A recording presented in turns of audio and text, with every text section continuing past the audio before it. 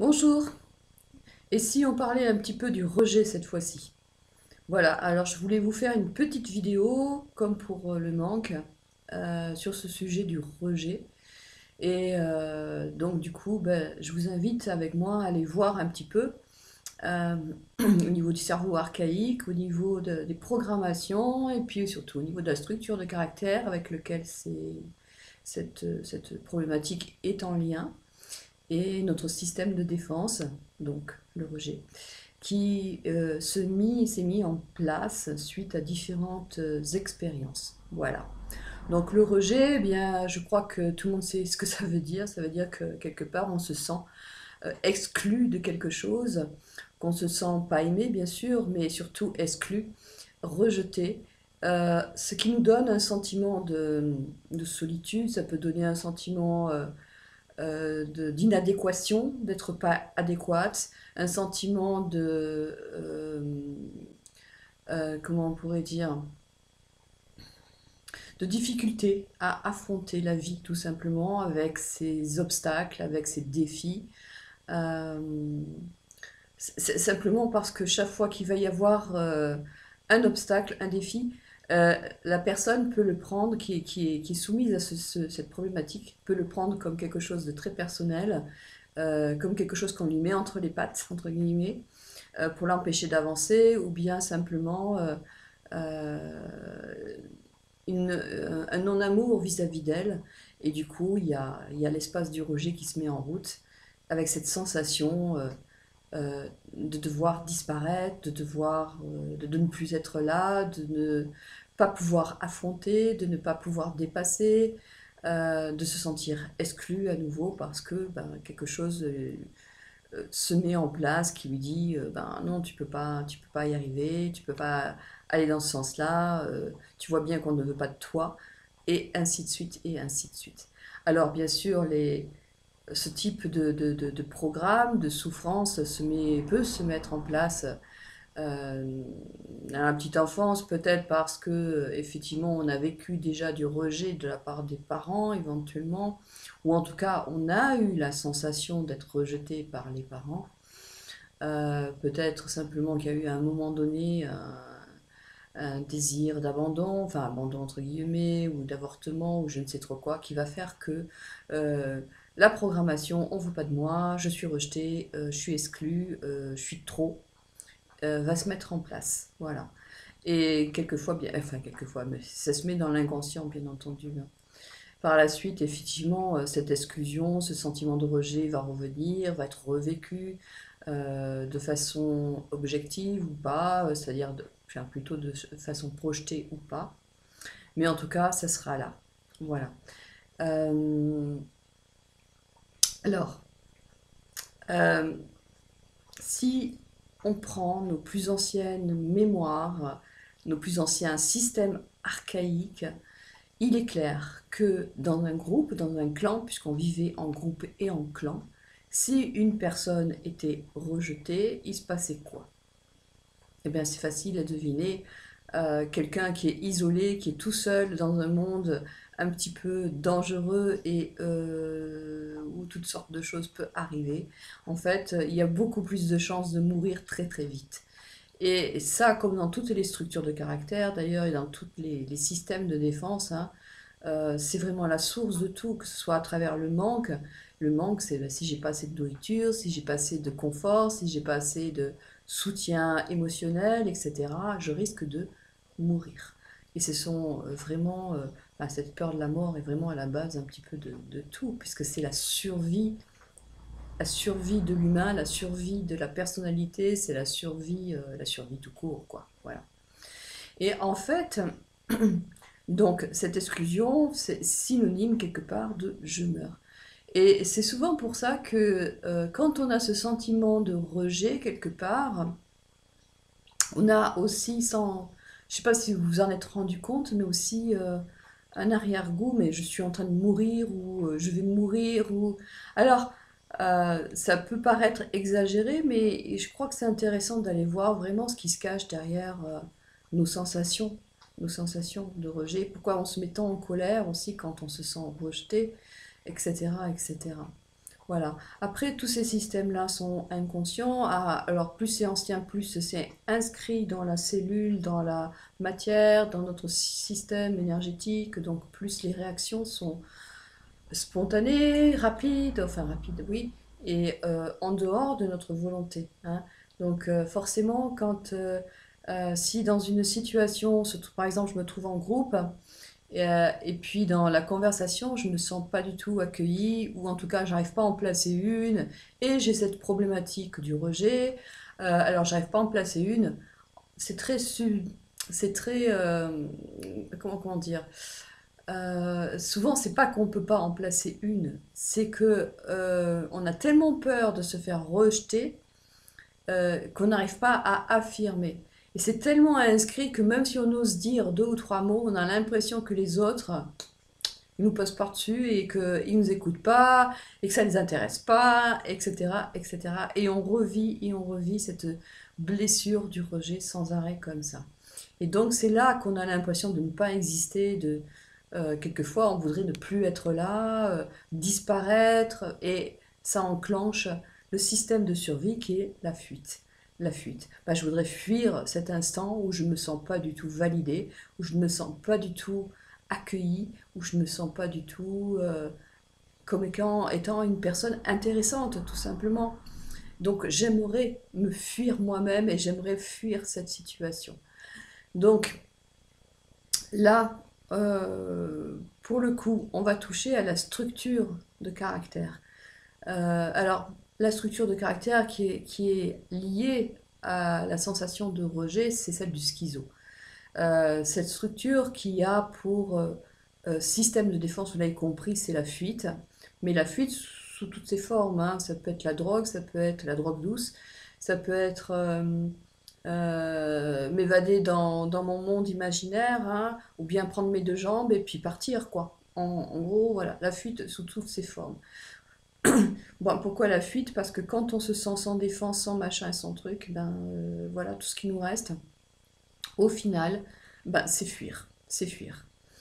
Euh, cette fuite fait que dans nos corps énergétiques, eh bien, elle existe aussi. Ça veut dire qu'on a un système de défense qui est aussi les personnes qui sont atteintes de cette... enfin, qui sont atteintes, qui sont dans cette problématique de la fuite et du rejet, ont tendance à ne vivre que dans leur corps supérieur ou dans leur chakra supérieur. Et donc, l'énergie se réfugie vers le haut et souvent, elle fuit euh, par par l'aura, en fait, voilà, par un chakra, et souvent vers le haut. Voilà. Euh, Pourquoi? Eh bien, tout simplement parce que cette structure de caractère est reliée à beaucoup d'expériences dans le passé, de traumatismes où on a été, euh, c'est le moins qu'on puisse dire, pas accueilli du tout, mais du tout, dans ce que l'on était, dans ce que l'on vibrait, dans la lumière que l'on était, et surtout dans notre originalité. Et ici, je parle beaucoup, par exemple, des femmes médecine, hein, des femmes médecines qu'on appelait des sorcières éventuellement, des femmes qui soignaient avec des plantes, qui étaient connectées encore à l'énergie de la mer, etc. Et qui ont été des personnes qui ont subi l'Inquisition, par exemple, et qui ont mal fini, on va dire ça comme ça.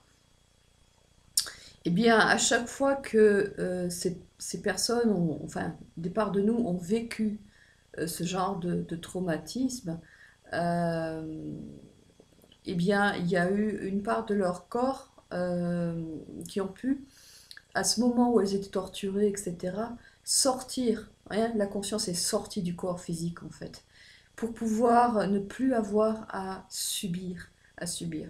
Mais à force de faire au cours de différentes expériences, cette sortie de corps, comment on pourrait dire, cette séparation, en fait, eh bien, c'est inscrit à l'intérieur ben, une façon de survivre à cette expérience-là, à ce traumatisme, et de se séparer du corps. Et ce qui fait que la personne qui est vraiment prise dans la structure schizo aura vraiment tendance à chaque fois qu'elle va se trouver choquée, entre guillemets, et attention, le choc pour une personne qui est dans cette programmation-là peut paraître pour une autre personne tout à fait anodine.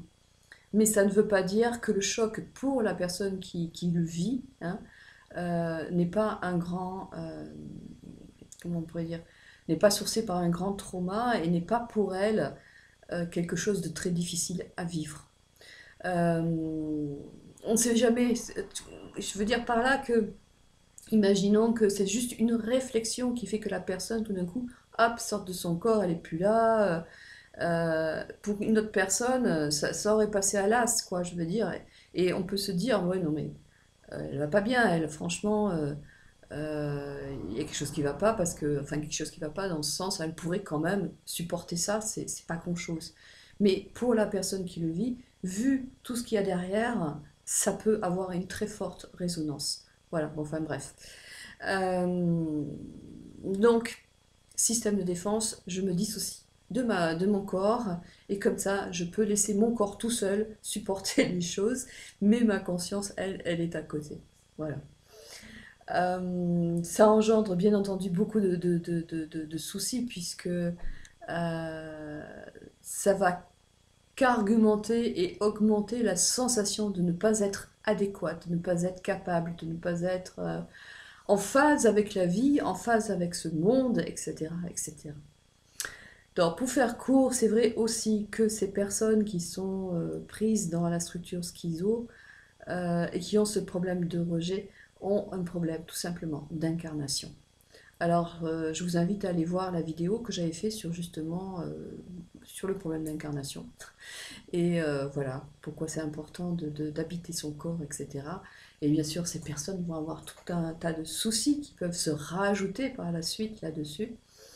Donc une fragilité au niveau des bases, de la base du corps, des ancrages, une fragilité au niveau des chakras de base, bien entendu, puisque c'est le chakra qui nous relie à la Terre. Or, ces personnes peuvent adorer la Terre, Gaïa, hein, avoir une très grande sensibilité par rapport à Gaïa. En réalité, c'est pas Gaïa qu'elles rejettent, qu'elles vont rejeter, c'est le monde avec sa violence, avec tout le bazar qu'il y a dessus, etc. Voilà. Alors, pourquoi je dis ça? Parce que euh, on va en revenir à la sensibilité des personnes qui ont vécu ces traumatismes, ces personnes qui ont oui, bon, acquis une sensibilité particulière aux choses. Ben pourquoi? Parce que déjà, elles étaient autrefois, avant de subir toutes ces expériences, déjà des personnes avec une sensibilité particulière.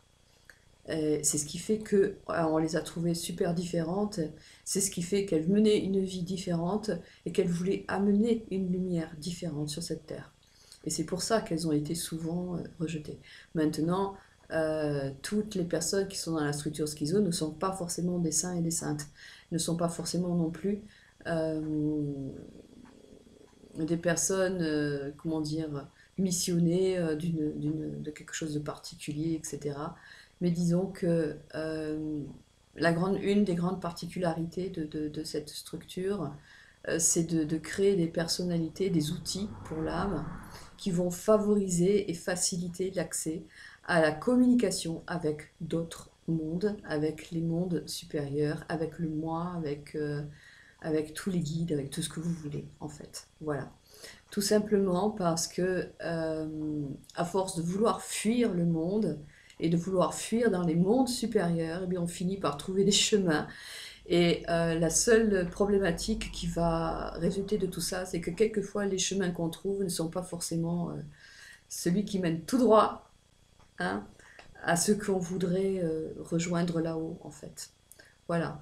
Et donc le travail de la personne qui a cette blessure, en fait, qui est reliée à la structure schizo, et qui a la blessure donc du rejet, euh, aura souvent à travailler donc sur ces canaux de communication et à rectifier quelque chose qui est super super important, c'est que déjà plus je veux fuir ce monde et retourner là-haut, moins je vais arriver à trouver la voie du bonheur sur Terre et surtout la voie de ma propre incarnation, de ma mission sur Terre, de comment je vais faire pour descendre ma lumière sur Terre.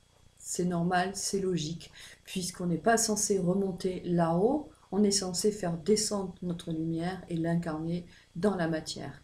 Et c'est dans la matière la plus dense qu'on va pouvoir vraiment rayonner sa lumière. Eh ben oui, parce qu'on est là pour ça quand même, hein.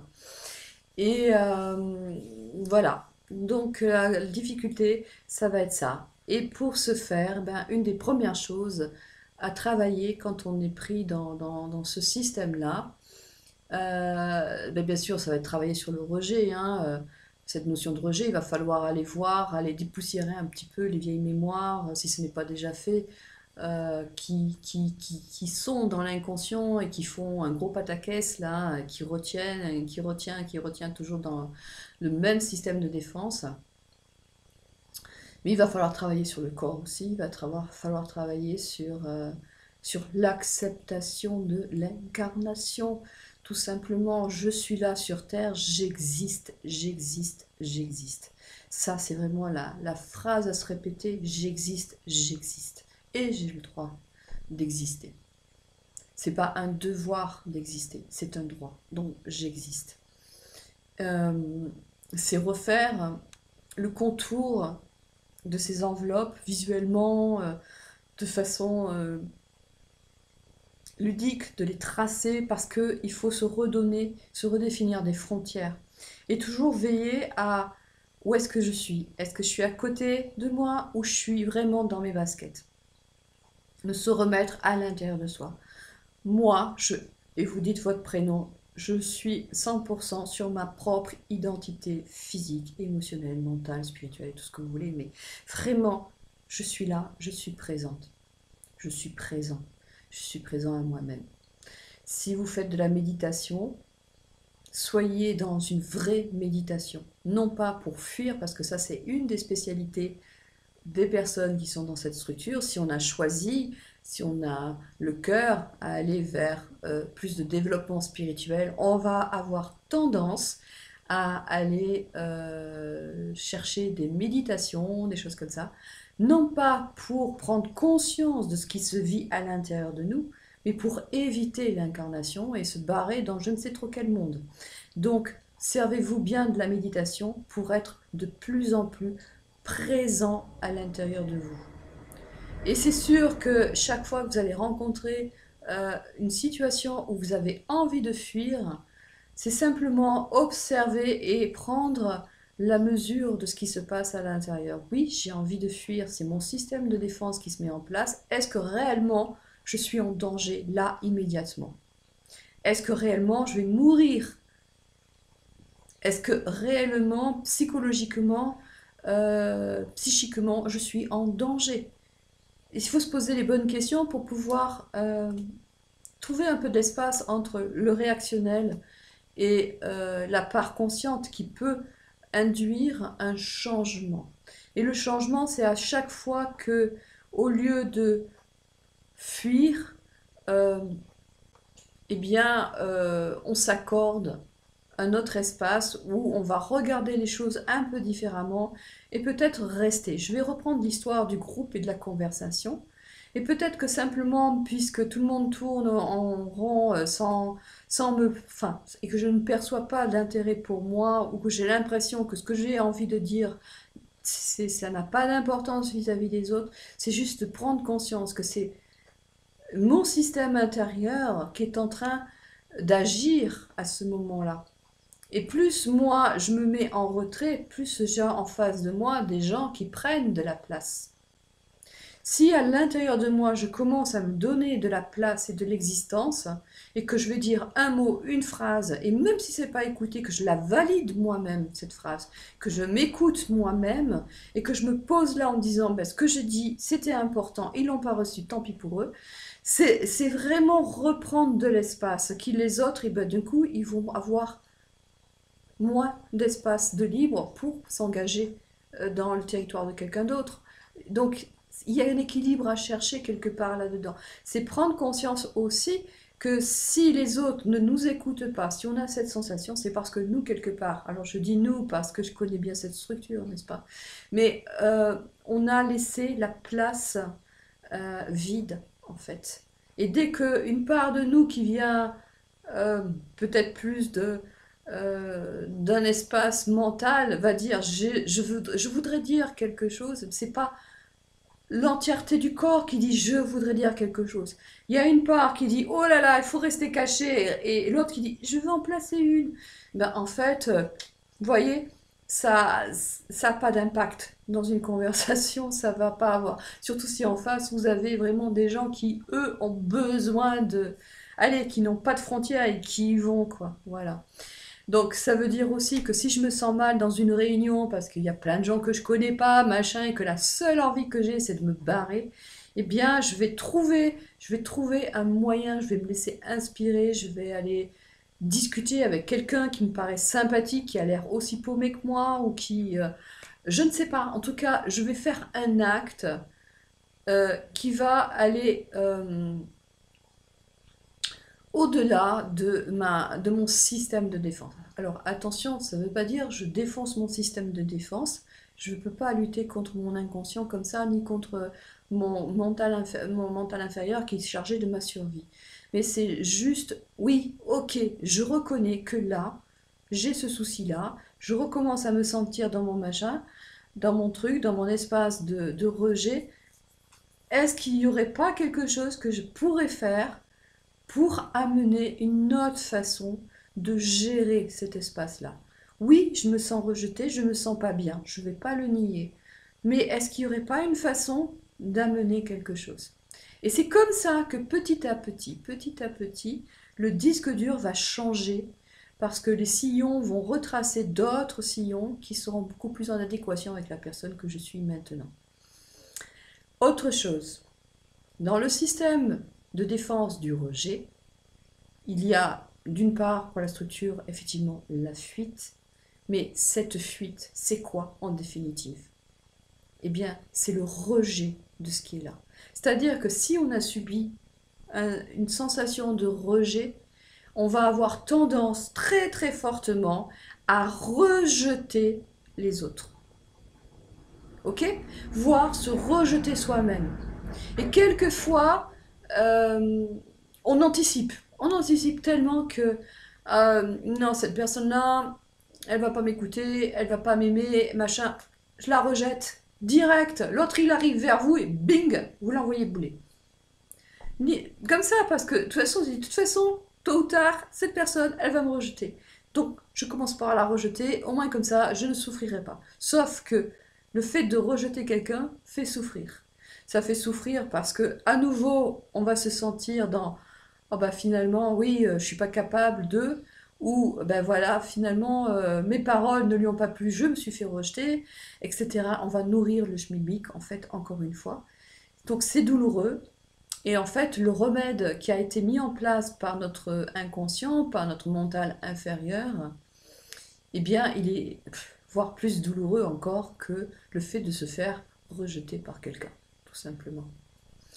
Et vous n'avez pas remarqué à quel point des fois on rejette les choses, on se rejette soi-même aussi, mais avec une facilité étonnante. Mais non, tu n'es pas capable de faire ça, toi. Mais non, personne ne va t'aimer là, dans cet espace-là. Euh, ouais, voilà. On s'exclut tout seul de plein de choses. Et du coup, après, on a ce sentiment de frustration et on s'en veut énormément de ne pas avoir pu avancer. Donc voilà, alors j'espère que ces petits trucs déjà vous donneront quelques idées ou quelques pistes pour pouvoir travailler, en tout cas développer d'autres façons de voir cette problématique du rejet. Euh, alors bien sûr, je pense qu'il y a déjà plein de vidéos là-dessus, donc moi j'essaie juste d'amener mon petit grain à moi. C'est ce qui est important, c'est que derrière, encore une fois, ce système de défense, euh, il y a une grande capacité à manifester quelque chose sur Terre. Ah oui, aussi incroyable que ça puisse paraître, puisque justement la grande difficulté des personnes comme ça, c'est qu'on est tellement dans le rejet de la matière, tellement dans le rejet de plein de choses, que on a du mal à concrétiser les choses sur Terre. On a du mal. Mais en même temps, cette ombre cache une grande lumière. Et cette grande lumière, c'est une capacité de manifestation incroyable. Une capacité de communication incroyable. Si je me suis limitée dans ma capacité à communiquer avec les autres, si je me suis limitée dans ma capacité à manifester sur Terre, c'est parce que j'ai ces capacités. Sinon, j'aurais pas besoin de me limiter là-dedans. Et si je me limite là-dedans, c'est juste parce que j'ai peur. Parce que j'ai peur, parce que j'ai des mémoires, parce que c'est relié à un inconscient collectif, parce que ceci, parce que cela. Et donc, je m'interdis d'aller là où je suis spécialiste, quelque part. Je m'interdis d'aller à nouveau dans des espaces où je suis censée amener quelque chose. Ça ne veut pas dire que je n'ai pas ces espaces. Si je ne les avais pas, j'aurais pas besoin de m'en interdire l'accès. Donc je les ai. C'est juste retrouver ces capacités en soi, ces outils de l'âme, qui sont la communication ou la manifestation concrète, la légèreté, puisque ça fait partie des qualités de l'âme qu'il faut retrouver. Ça fait partie de cette capacité créatrice importante aussi. Voilà, donc tout ce qui se cache derrière. Donc c'est intéressant quand même de traverser cet espace d'ombre, l'accueillir, euh, pour aller voir, mais qu'est-ce que j'ai bien pu mettre derrière? Derrière, qu'est-ce que j'ai caché derrière cette incapacité à communiquer, à être présente, ce besoin de rejeter avant d'être rejeté. Si je n'avais pas une très grande capacité d'amour et d'accueil, je ne saurais pas que le rejet est quelque chose qui est pas juste dans le monde de la création, dans le monde, dans la nature. Donc, voilà, tout simplement, allez à la rencontre de cet espace en vous et de ces espaces en vous et, et puis, commencez à exister. Et vraiment, on ne peut ne pas aimer le monde tel qu'il est, mais c'est en acceptant le monde tel qu'il est qu'on va pouvoir arriver à le transformer et donc à s'incarner encore davantage, pour être davantage présent à soi, aux autres et à ce qui se vit. Et bien entendu avec le vivant. Voilà. Donc là-dessus, ça fait déjà 28 minutes que je parle, donc je vais m'arrêter là pour pas que ça soit trop long et trop barbant pour vous.